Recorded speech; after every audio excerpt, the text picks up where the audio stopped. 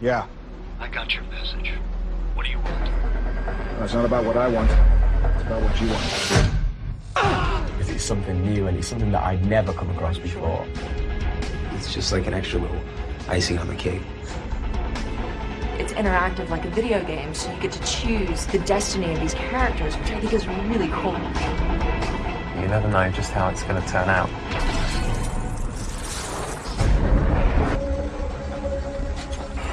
This whole idea of what we're calling navigational cinema. We've been trying to do this from the beginning of DVD, but the technology wasn't there yet. We couldn't really do that, but now we can, and I think it's a whole new age, and people are going to love it.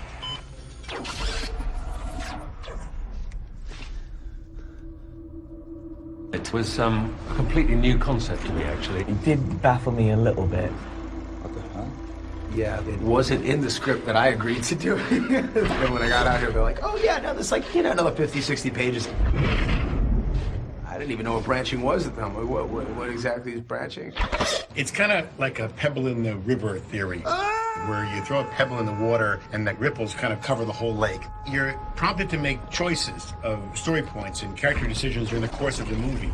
And that won't just affect that scene, but it'll affect the whole course, the whole rest of the picture. Desmond. Haru? I've always read books like that, where you go, okay, turn to chapter 15 to find out, where we go next. If you say one thing early on in the movie, it can make a whole difference to whether someone lives or dies. And that kind of took it to a whole other level.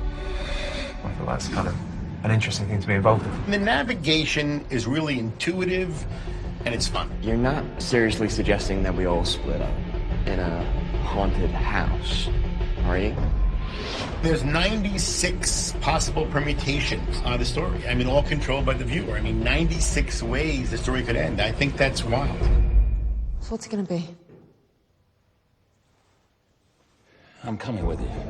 The character may do or say something in one scene that would affect a scene many scenes later. So you really can become almost a filmmaker. You're part of the process of making the movie. It's remarkable.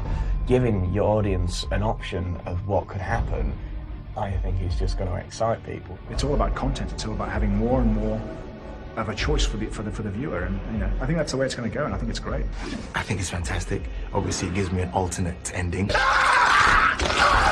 You never know. Ariel might make it, she might not. You can decide if a character lives or dies. So the right combination of choices, you could kill everybody. I mean, kind of pretty boring movie if they all die, but if that's what you want to see, you can do that.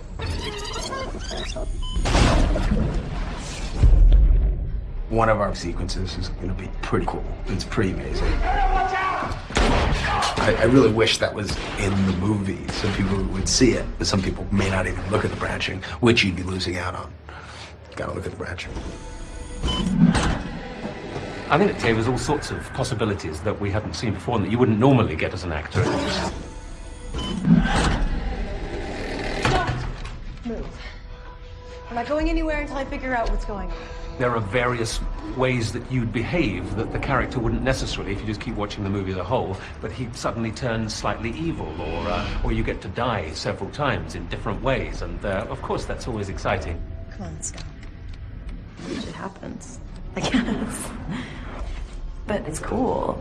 It could be really cool.